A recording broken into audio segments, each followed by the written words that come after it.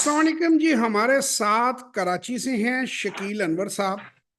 शकील अनवर साहब मेरे स्टूडेंट हैं और ये पेंडेमिक में ख़ास तौर पे कहते हैं मैं आपको देखता रहा।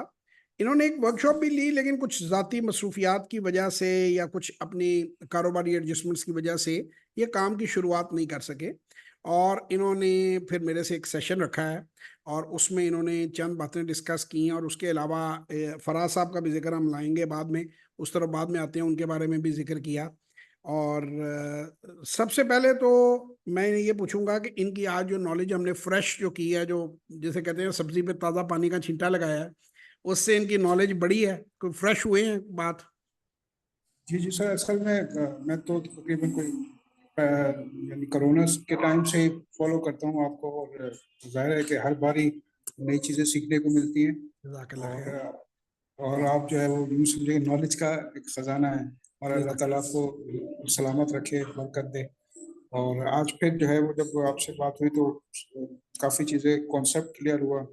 और यानी कि वे आउट और काम करने का तरीका जो है वो समझने का एक मतलब यानी देखिए, कि मैं निचोड़ थोड़ा अंदाज सा होता है। शकील भाई को बात बताऊं कि अक्सर लोग जो है ना वो ये किसी भी बिजनेस में घुसने का तरीका पहले देखते हैं।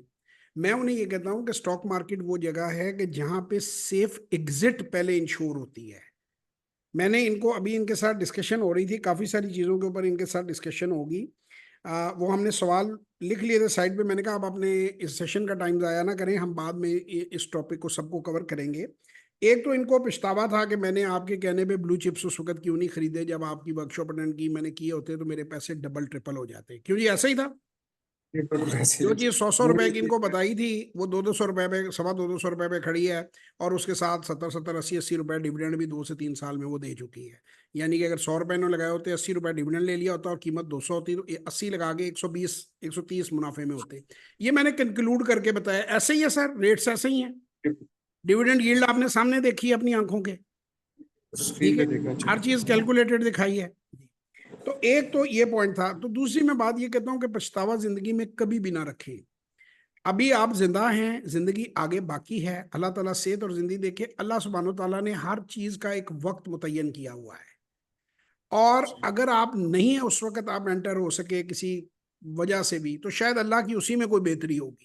और सही वक्त आपके लिए यही होगा जब आप एंटर हो। आज मैंने कासिम अली शाह भाई का, वैसे तो मैं उनसे माशाल्लाह बहुत ही मेरा गहरा ताल्लुक है, बहुत मोहब्बत का प्यार का रिश्ता है, बड़ी गहरी दोस्ती है।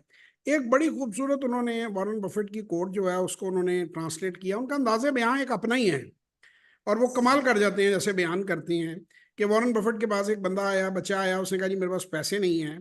तो कहते हैं कि वो, हालांकि ये मैंने अंग्रेजी में ये कोट बड़ी जगह कोट की है लेकिन मैं उस तरह से लोगों को नहीं समझा सका जिस तरह से वो क्लिप मुझे पसंद आया। मैंने वहां से कॉपी करके अपने सोशल मीडिया पे भी लगा दिया।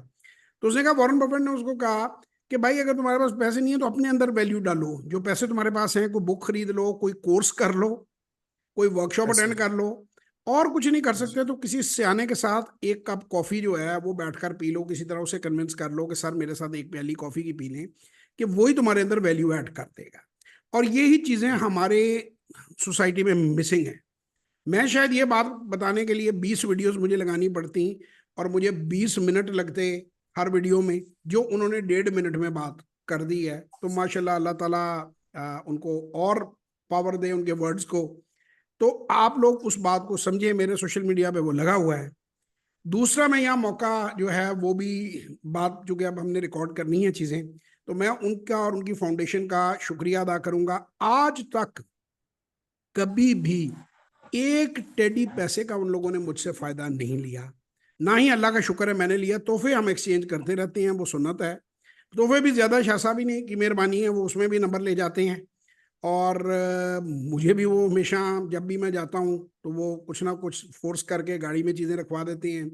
मेरे बेटे को उन्होंने शाबाश दी, उसको इनाम दिया जब उसने अपना बिजनेस शुरू किया। उसका इंटरव्यू भी रिकॉर्ड हुआ फाउंडेशन पे।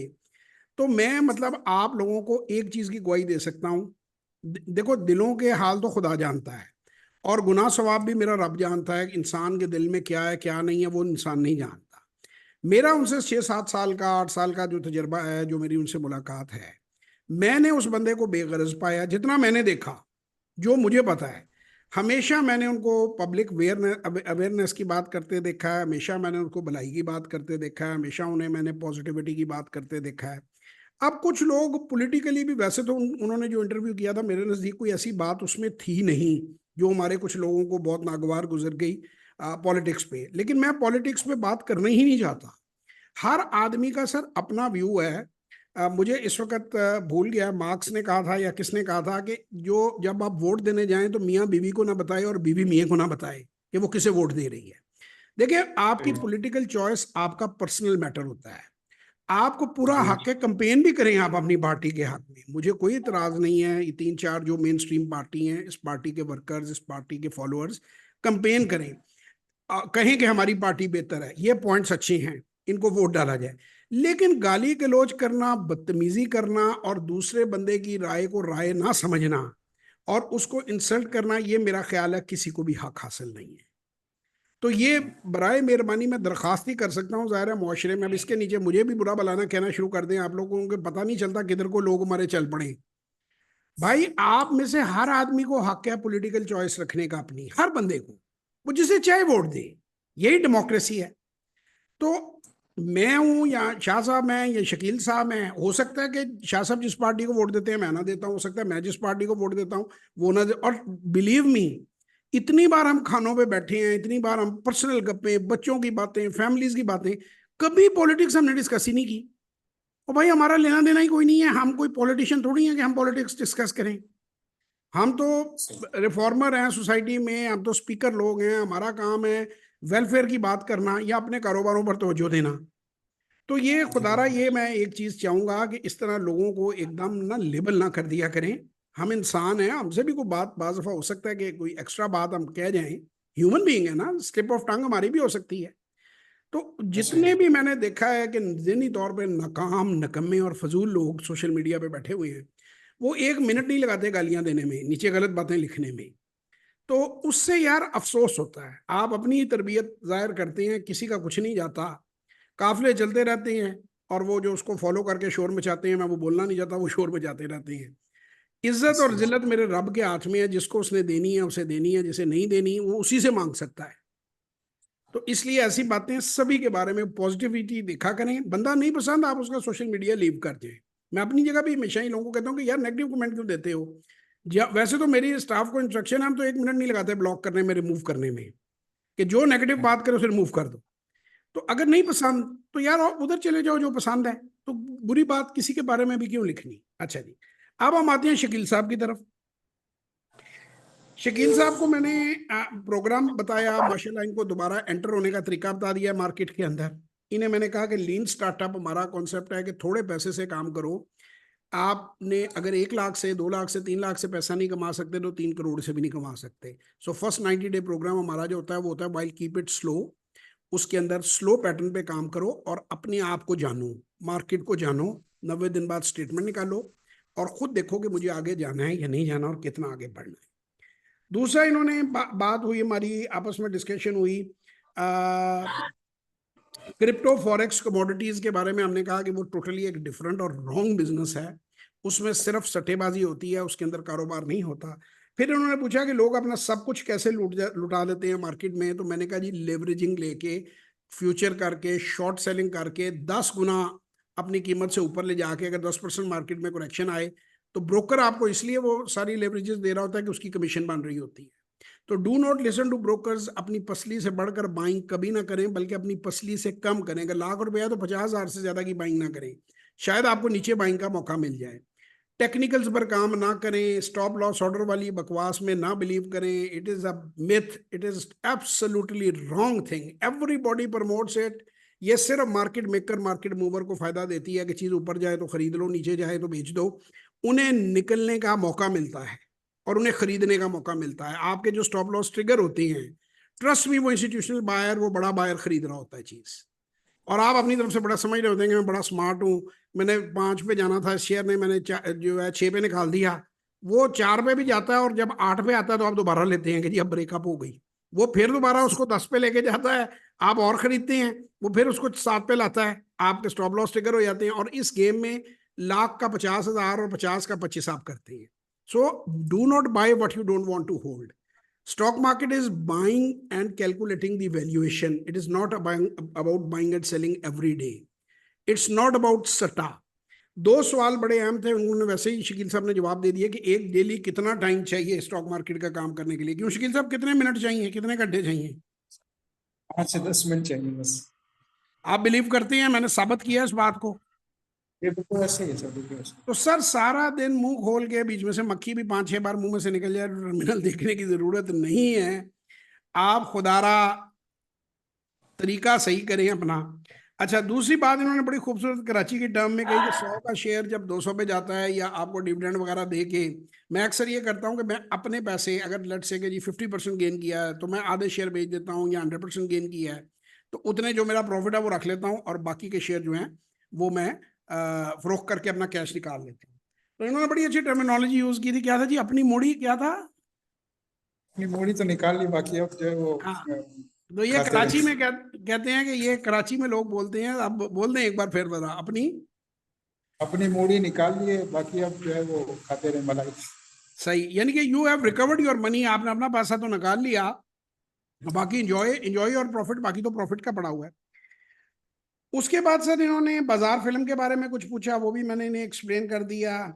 अब आ गए हम बात जनाब, हाँ, वो जो बात थी कि जी ये मिस कर गए. उस वक्त कासिम अली शाह फाउंडेशन में जून में मैंने जाके एक लेक्चर दिया था, जिस वक्त लग रहा था कि पाकिस्तान आज डिफॉल्ट करेगा कि कल करेगा. पीडीएम की गवर्नमेंट थी, तो मैंने उस वक्त भी कहा था. इन्होंने पूछा अगर मुल्क डिफॉल्ट हो जाए तो फिर क्या होता है, तो मैंने कहा जी श्रीलंका को देख लें.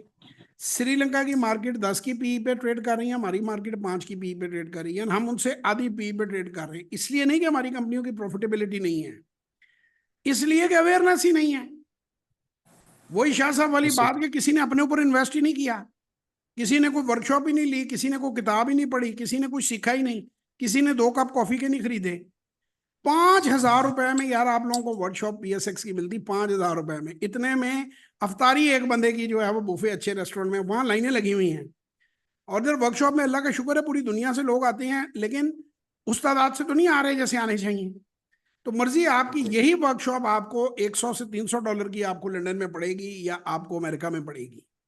आप ये ऑलरेडी वीडियो मेरे उस पर पड़ी भी हुई है, इंग्लैंड से जिन्होंने ऑस्ट्रेलियन भी ट्रेनर की, ब्रिटिश ट्रेनर की उन्होंने ट्रेनिंग ली हुई थी, तो उन्होंने इसको मेरी ट्रेनिंग को से ऊपर करार दिया है.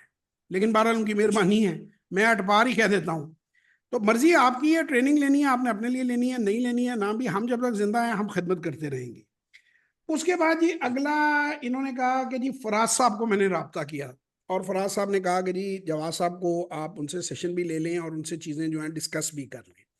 ये जो फराज साहब जो कंपनी आई जी सोल्यूशंस की बात कर रहे हैं ना आप शकील भाई, जी जी बिल्कुल. उसमें जी बिल्कुल इन्वेस्टमेंट सर. करने के लिए, तो मैंने हाँ जी. इनको एक्सप्लेन भी कर दिया है. मैं थोड़ा सा आप लोगों को ऑनलाइन फराज साहब और उनकी कंपनी के बारे में बता दूं. वो कंपनी बेसिकली 4-5, उसमें 7 डायरेक्टर्स उन्होंने कर लिए हुए हैं आपस में एडजस्ट. 5 उसमें से डायरेक्टर जो हैं वो मेरे शागिर्द हैं, बाकी 2 जो हैं उनके दोस्त हैं आगे, वो भी उनको भी मैं जानता हूँ. वो सारे 3-3, 4-4 साल से मुझसे कनेक्टेड हैं. They are good people, they mean business. ये फराज साहब का सऊदी अरेबिया में इनकी कंपनी मौजूद है. आप जब इनसे रब्ता करें, आप उनसे रिक्वेस्ट करें कि लिंक्डइन प्रोफाइल भी आपके साथ अपना वो शेयर व्हाट्सएप के ऊपर कर लें. आप लोग उसमें इन्वेस्ट करना चाहें आपकी मर्जी है, ना करना चाहें आपकी मर्जी है. मैं कभी भी कोई चीज़ अगर गलत उसमें देखूंगा तो मैं फौरन आप लोगों को अपने सोशल मीडिया के ऊपर इन्फॉर्म कर दूंगा. To the best of my abilities वो इंतहाई टैलेंटेड लोग हैं सारे के सारे. ज़्यादातर उनमें से सेल्फ मेड हैं, मेरे शागिर्द हैं. मैं उनके घरों के हालात भी जानता हूँ, उनकी अर्निंग्स भी जानता हूँ. उनमें से हर बंदा जो है, मैंने पहले भी कहा था कि $1 मिलियन मैं बड़ा कम करके बता रहा हूँ, उससे ज़्यादा की उनकी वर्थ है. वो मतलब वो जो सारे उनमें से एक एक बंदा जो है वो पूरी पूरी कंपनी के पैसे अफोर्ड करता है. लेकिन उसके बावजूद मैं जैसे आप लोगों को इन्वेस्टमेंट के लिए कहता हूँ, सर को लाइट शाइट शकील भाई दिलाएं, आप बहुत डार्क हो गया आपका. जी कोई सर, टॉर्च असल वॉर्च में को वो, मोबाइल दी बत्ती वार लो के जरा थोड़े जे नजर से आओ सानू. अच्छा, सर तो एक्चुअली मैंने वो टाइमिंग का इसलिए वो बताया था. Load load shedding. हाँ जी बिल्कुल है, और वो हमारे सोलर पे शिफ्ट कर रहे हैं ना, तो उस पे काम अच्छा हो अच्छा रहा अच्छा. तो वो बहरहाल जी पहले आपने देख ही लिया, तो डार्क की हम मदद ही कर सकते हैं, और क्या कर सकते हैं कि लाइट जो है वो उसका इशू है. तो आप अपनी पूरी तसल्ली करें. अगर मैं जब तक मैं इन लोगों के साथ एसोसिएटेड हूँ, मैं इनका कोच हूँ, जो भी बात इनकी कॉर्पोरेट ब्रीफिंग होगी मैं वो भी दूंगा. मैं आपको हर क्वार्टरली रिपोर्ट में इनका एनालिसिस भी कोशिश करूंगा दूं। इनकी कंपनी अपना सोशल मीडिया डेवलप कर रही है, उस पर भी मेरे मैसेजेस आपको मिलेंगे। और मैं इनको ऑनलाइन भी कई बार कह चुका हूं कि मैंने 1% भी कोई, अगर मैंने वो जो है चीज़ गलत देखी तो मैं पहले तुम्हें कहूंगा ठीक करो, तुम नहीं कहोगे तो मैं पब्लिक को बताऊंगा कि ये चीज़ गलत है। और मैं पहला बंदा हूंगा जो SECP को चिट्ठी लिखूंगा या स्टॉक एक्सचेंज को चिट्ठी लिखूंगा, क्योंकि मैं स्कैमर्स के बड़े खिलाफ हूँ। तो ये बड़े तमाम सारे शरीफ लोग हैं, मुझे इनसे उम्मीद नहीं है। लेकिन बहरहाल मैंने अपने इरादों के टूटने से अपने रब के होने को पहचाना। वो मार्जिन जरूर रखना चाहिए, कुछ कह नहीं सकते आप जब तक ये चीजें हो नहीं जाती। लेकिन ये बहरहाल मेरे हिसाब से ये अच्छी जाएंगी। They mean business, they are right people. तो ग्लोबली आप दुनिया में कहीं भी हैं, आप उनसे रब्ता कर सकते हैं।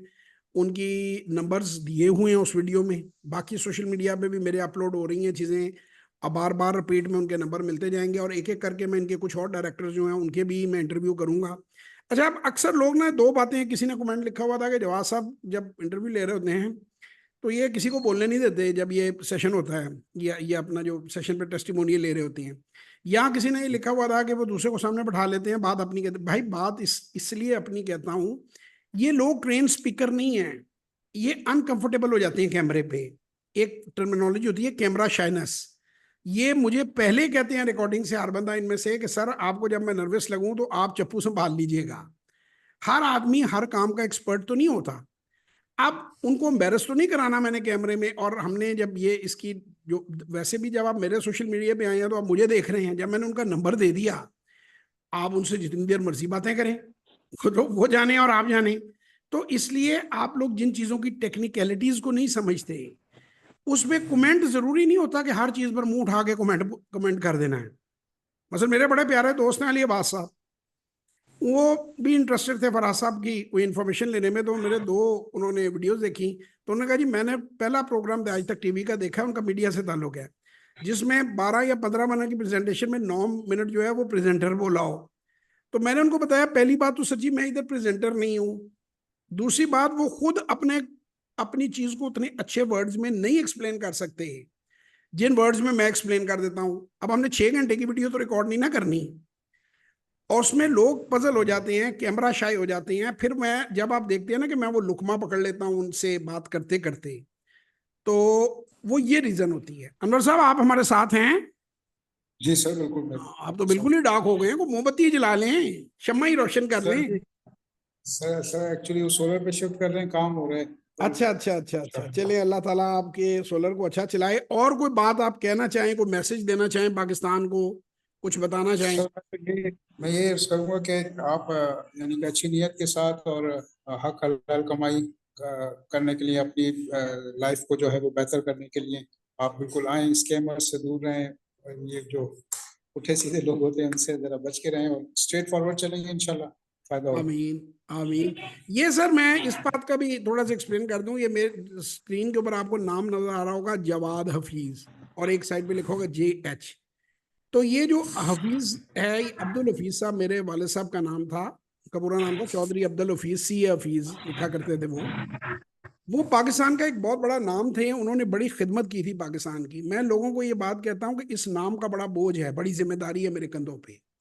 और जब तक मैं जिंदा हूं, इंशाल्लाह ताला मैं किसी भी गलत चीज का हिस्सा कभी नहीं बनूंगा, किसी भी स्कैम का हिस्सा। मेरे बाप ने मुझे ये तरबियत नहीं दी, मेरी फैमिली की तरबियत ऐसे नहीं हुई कि मैं लोगों को खुदा ना खास्ता नुकसान पहुंचाऊं।